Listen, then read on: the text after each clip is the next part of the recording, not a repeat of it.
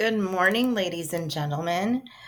Today we are going to be talking about a strategy called enhancing comprehension through the question and answer strategy. This is going to be a strategy that really helps us dive deeper into texts and improves our understanding of the things that we're reading. This is the third reading strategy that we've talked about in our credit recovery course. In this lesson, we're going to study how to use questions and answers to deeply understand literature. And this is a great way to improve the annotations that you've been doing with your texts in your world literature classroom. What I want us to imagine is that when we're talking about questions and why they're important, I want us to think about mystery movies. I want you to stop for a minute and imagine that you're watching a mystery movie. I'm a big fan of Enola Holmes on Netflix. I've also seen Murder Mystery. That's pretty good too. Maybe you've seen one of these murder mysteries. Glass Onion was a good one, Knives Out. Or another mystery movie that you've seen. Think about it. In a mystery, there's suspense, there's clues being dropped right and left, and you're watching the events unfold. And if you're not asking yourself questions like, who might have done it? Or why did that happen? If you're not asking yourself those types of questions, you're missing out. Of course, you're asking those questions because those types of things help you piece together the mystery. You're asking yourself, who did it? What evidence is there? What happened? And those help you piece together the mystery before that big reveal at the ending. Without those key questions, you would not be a detective. You'd just be a passive observer. You'd be asleep. You're not really engaged in the movie. So, just like that mystery movie, reading is full of details that we might miss if we're not asking questions. And it's going to be much easier for us to be that sleepy person reading a book. Questions that we ask before, during, and after reading are things that can help us actively engage with the text so we don't miss out on any of those important clues. Okay. Before we get into that, let's quickly review the first two strategies that we've discussed in this lesson. So our first strategy that we've discussed is the strategy one: read, stop, retell, reread, or read on. Remember, this is a monitoring strategy that helps us stay aware of our understanding while we're reading. As we read, we stop periodically, we retell what's happened in the text, and then we decide whether we need to reread or keep going. This is a great way to stay aware of the things that are happening in the text. We've also talked about making connections.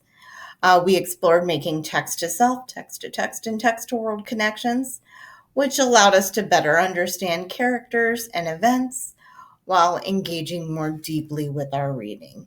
So that's a great annotation strategy as well to make some of those connections within the text. Again, we want to be thinking of questioning as our own personal detective work. And that's what this new strategy is going to be about. We're going to build onto those first two strategies by adding in our detective strategy, questioning. We want to make sure we ask the right questions before we read and search for those answers as we read because they uncover hidden meanings, they strengthen our ability to connect, and they help us analyze, remember what's going on in the text just by asking how and why questions. So let's start becoming those detectives of our own reading. I'm going to start off by reading a new short story to you, and then I'm going to try this new question and answer strategy. So, excuse me, I have this new text I'm going to read, Echoes from the Future. It looks like a sci-fi text, and it's 2 pages, page 1 and page 2. And as I read this short story, I'm going to try the question and answer strategy. Now, this is something I want to try before I even start the reading. So, this is a really good way for me to use those prediction skills to predict what I might read just based on the initial text aids. So, the question and answer strategy looks like this: I'm going to read the text aids and decide what the passage is about. That's my first step. Now, you might be wondering, what are text aids? Text aids are just like text features, anything that tells me what the passage is about and how it's organized. Things like titles, headings, text features like photos and captions, first few lines of the text. Those things are called text aids. So I'm going to use the text aids from this story to create excuse me, my first to create my first post-it note. I'm going to create a post-it note that I'm going to use the star because I'm going to do it. This is important annotation. And the first thing I want to do is just to make a prediction about what this passage is about.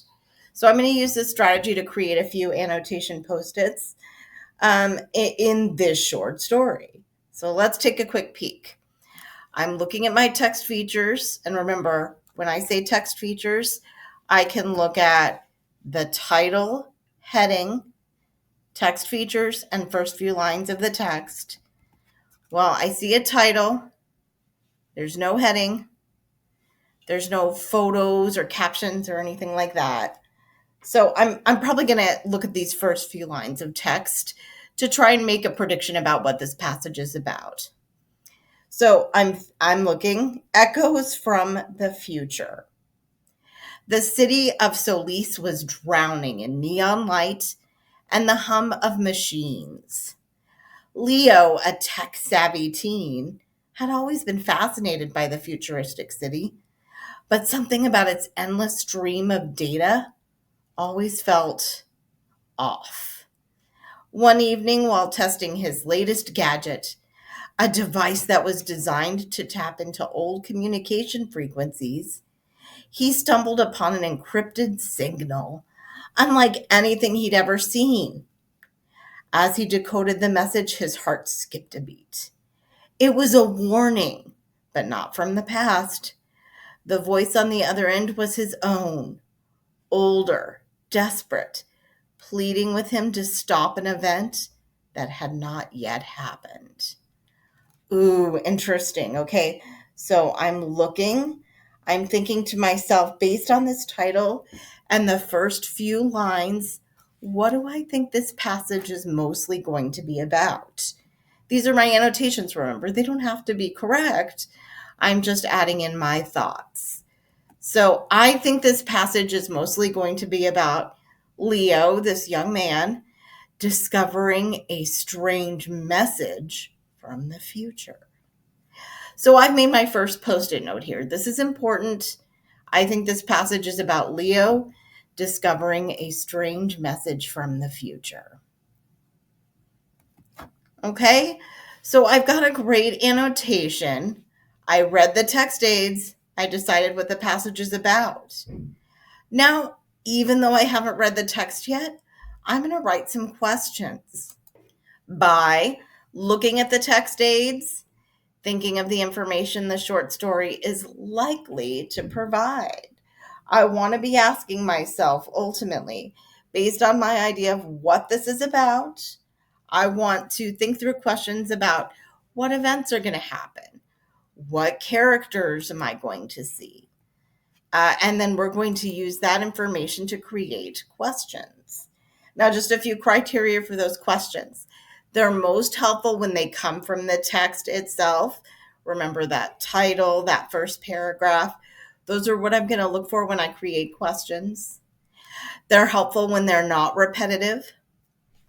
They're helpful when they are as focused and specific as possible, so keeping them really focused.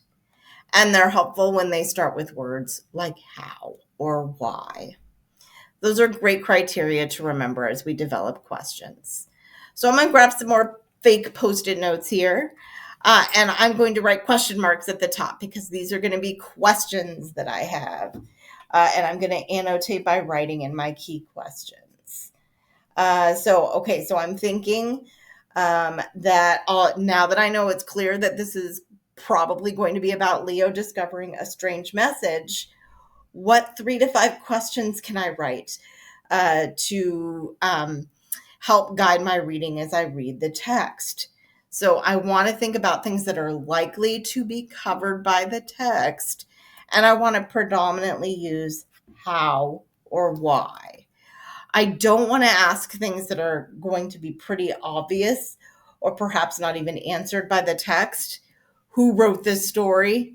You know what? That's not going to be a helpful question. I probably could get that pretty easily.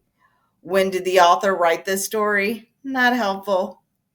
Stuff like what is the main character's name? Not helpful. It's also not helpful to write 10 questions. Write 3 to 5.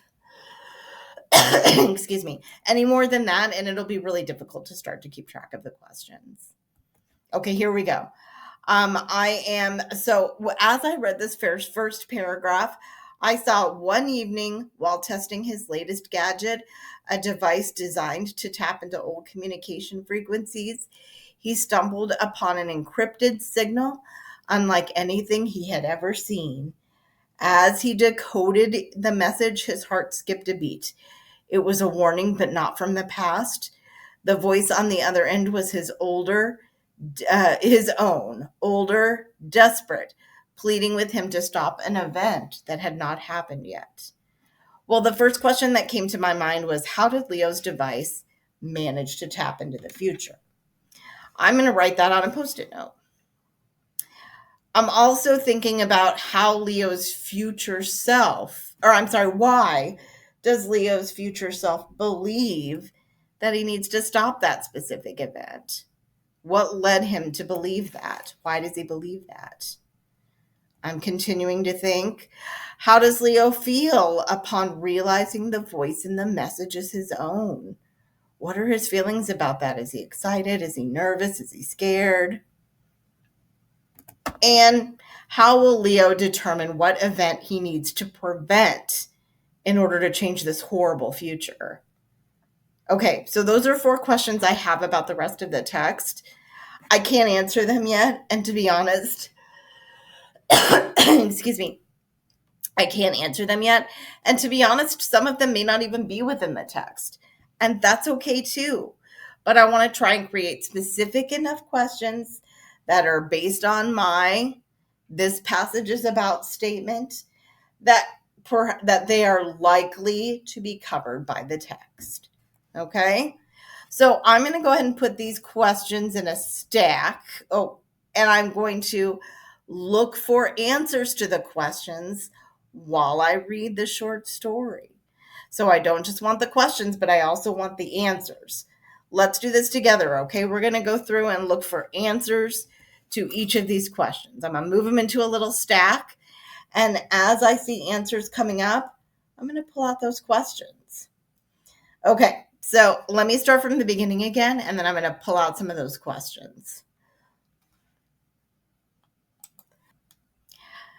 All right. The city of Solis was drowning in neon light and the hum of the machines.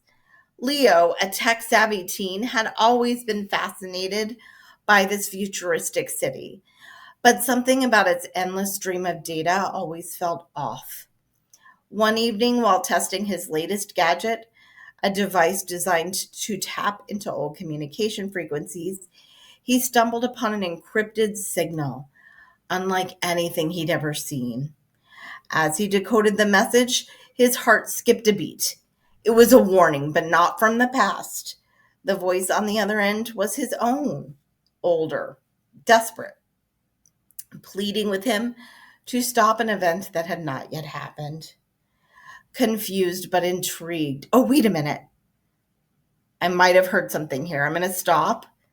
How did Leo's device manage to tap into the future? Well, I saw a pretty basic answer here. And I should have noticed this before, but still, this is a good note. How did Leo's device manage to tap into the future? It was designed to do that.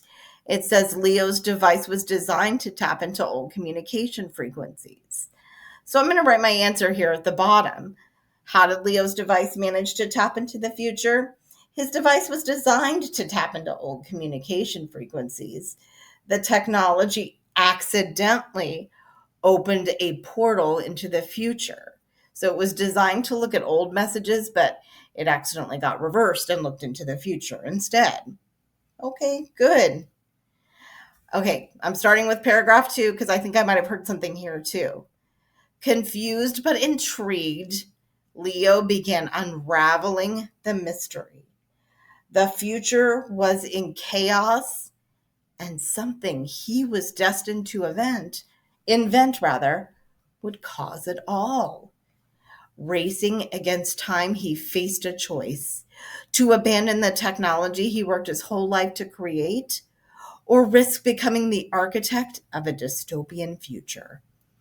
The echoes from the future grew louder, and Leo knew his decisions would change the course of history, his and everyone else's. Oh, hold up. I'm going to go through my post-its again because I hear something. How does Leo feel upon realizing the voice in the message is his own? Well, I saw here he felt confused and intrigued as he started to decode the message and recognize that the voice was his own. So I'm going to write that. Leo feels a mix of confusion and intrigue as he decodes the message and recognizes the voice as his own. Question, answer. Okay, let me keep looking. Determined to change the course of events, Leo gathered his friends, each skilled in different fields of technology and science. Together, they brainstormed solutions to the impending crisis, combining their knowledge and creativity. As they worked late into the night, Leo felt a sense of hope rising within him. Wait, I'm going to go back to one of the questions before I turn the page. Excuse me. Why does Leo's future self believe he needs to stop a specific event? Hold on, I'm going to think. I'm sure I saw this. His future self believed that he needed to stop the specific event because chaos was taking place in the future and Leo's invention would cause it all, and that it would be a dystopian future. Remember, we talked about dystopia in freshman literature. It's the opposite of utopia. It's bad. So Leo's future self believed he needed to stop the specific event to avoid chaos from his invention and stop this disastrous future. So I've answered my question here. His future self believes he needs to abandon the technology he's creating because it would lead to chaos and disaster in the future. Question, answer. All right, I'm going to read this ending section here. Finally, after weeks of relentless effort, they unveiled a prototype that not only negated the catastrophic event, but also improved the technology that they initially feared. The day of the disaster came and went, and the city of Solis thrived instead of crumbled. With the city of Solis thrived instead of crumbled. Sorry, I lost my spot. With a sense of relief and accomplishment, Leo stood atop the city's highest tower, gazing at the shimmering skyline. He had changed his future, but he also understood that every choice rippled through time. As the sun dipped below the horizon, he smiled, ready to face whatever challenges lay ahead, knowing he had the power to shape a better world. Okay, so I have one last question. I'm going to try and find the answer to it now. There we go. How will Leo determine what event he needs to prevent in order to change the future? Well, here's the thing. I know he unraveled the mystery. I know he used the information from his future self, but it never really tells us what that catastrophic event is going to be. Like, are robots going to take over the world if he doesn't do this? Will there be a nuclear explosion? I never find out what that big event is going to be. We just know it's going to be a bad future. So while at the beginning I thought there would be an event, it doesn't seem like we ever figure out what that catastrophic event would be. It's very vague, it never tells us. So Leo determined what event to prevent by unraveling the mystery and using the information from his future self. But we never learn what that event would have been. And that's okay for me to say.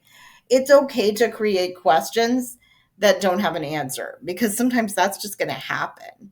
And it's okay to say this question was not answered by the passage. So here we go. Let's recap. I read the text aids. I decided what the passage was about. I'm sorry, guys.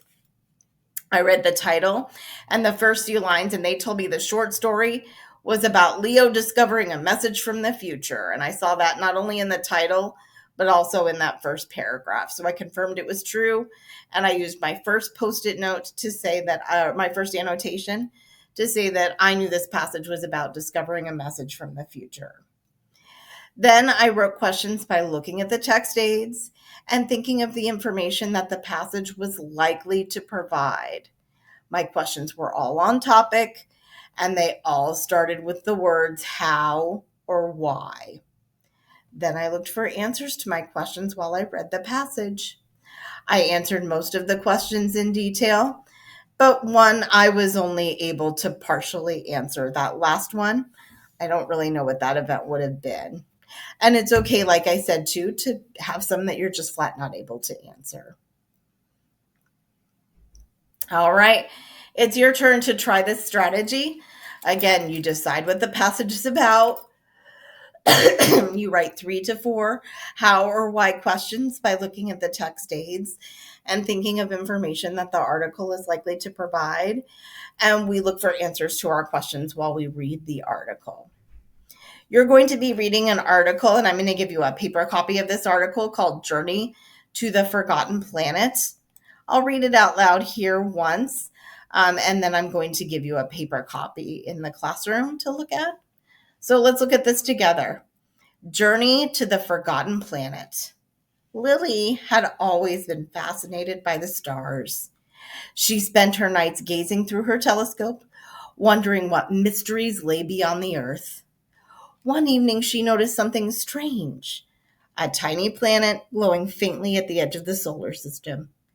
It wasn't in any of her star charts, and no one had ever mentioned it in her books. Determined to uncover its secrets, Lily built a small spacecraft from scraps in her garage, and with her trusty robot companion Zed, set off to explore the mysterious planet. Okay, I've read the first paragraph and I've read the title. I want you to create your questions, and once you're done, finish this story. I'm going to leave you to finish the story on your own and answer your questions while you finish the story. So again, your job now is to do a star post-it note. Tell me what you think this passage will be about, and then use that information to create anywhere between 3 and 5 questions that you think might be answered by this story. Thank you very much, ladies and gentlemen. Enjoy doing your questions and answers.